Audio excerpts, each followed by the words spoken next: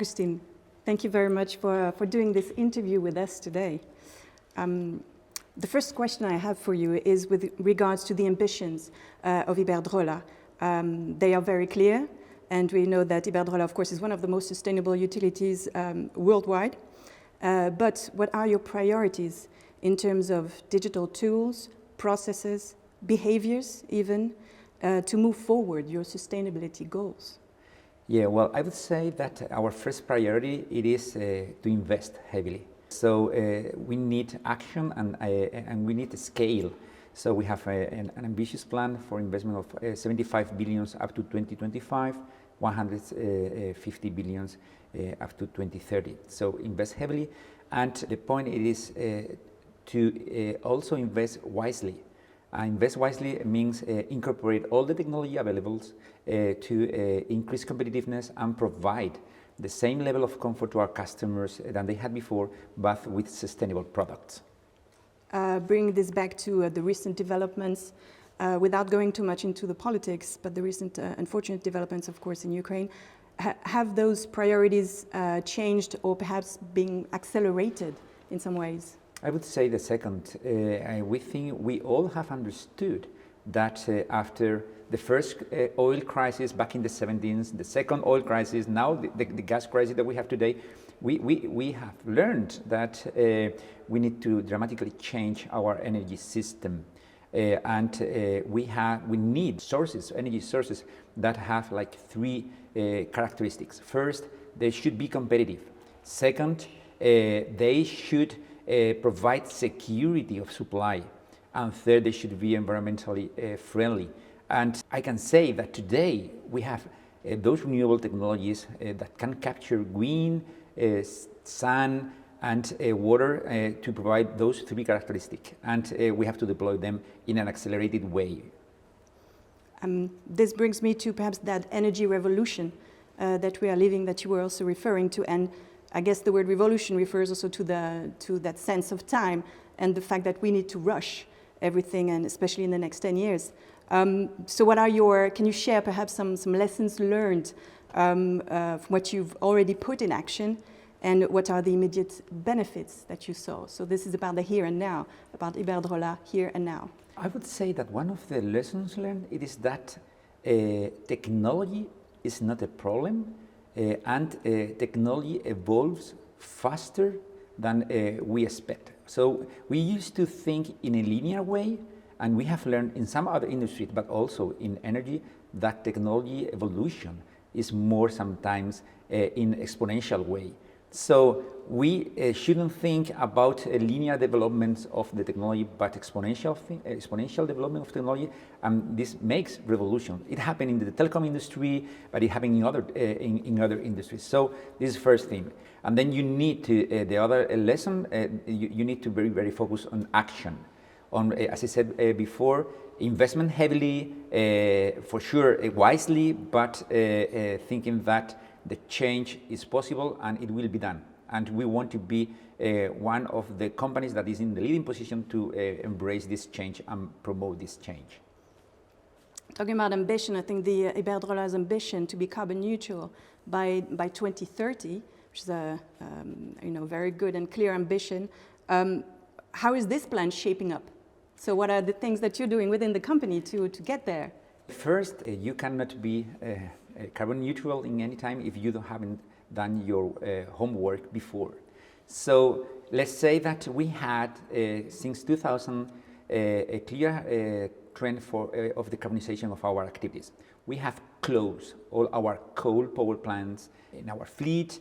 We are reducing our footprint in combined cycles, and we are offering our clients green products, so scope 3 emissions are also reducing. And we're working with our suppliers also to reduce their carbon footprint.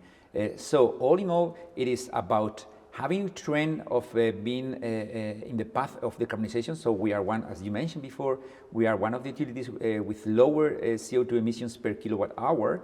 But we have a clear vision that we are going to decrease that much more. And it is not only about decreasing the emissions, it is about that through the decreasing of the emissions, we are going to embrace all the opportunities that the decarbonization of the economy is going to take. So you can think it's about emissions for sure, but it also has an economic sense, an opportunity sense, and we are going to be the company, or one of the companies that is going to be at the forefront of those opportunities of the decarbonization, because we are not going to have this legacy, because we are leaving it behind. We're talking about Europe also, and reaching those 50% of renewables in the next 10 years.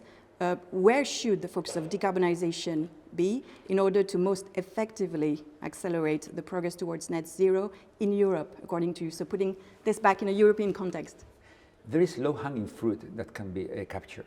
And sometimes it's in our hand, and sometimes it's about policy, sometimes it's about investment, sometimes it's about informing the customers that they have better options.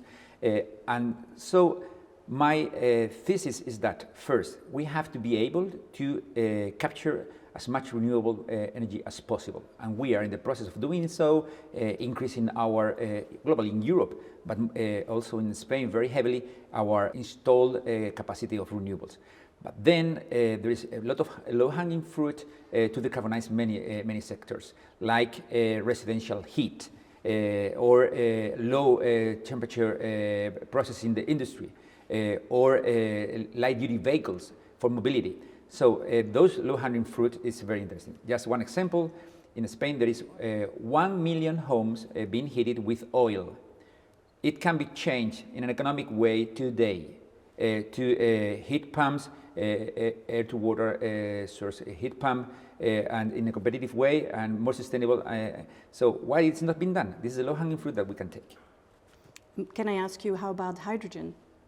Sure. We believe hydrogen will play a role for two different things. First, as a raw material to decarbonize some industries like fertilizers, steel, methanol. So currently those industries account for 8% of the CO2 global emissions. So let's start decarbonizing them.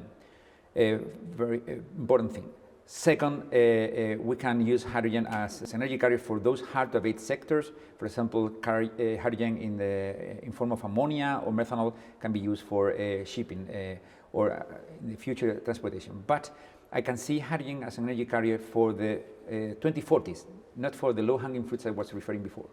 Last question is bringing us all back to Bilbao, and perhaps according to you, what makes Bilbao energy ecosystem so unique?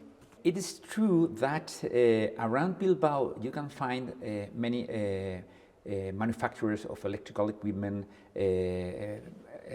electrical vehicles, buses, batteries, and so forth. So my experience, it is that where you have manufacturing capabilities, everything around it flourish. R&D that support these industries. So you have technological centers and universities, startups that somehow support these manufacturing companies. And also the clients, in this sense, Iberdrola is a big client of all of them, and we have brought them to the other parts of the world. So they are very international companies.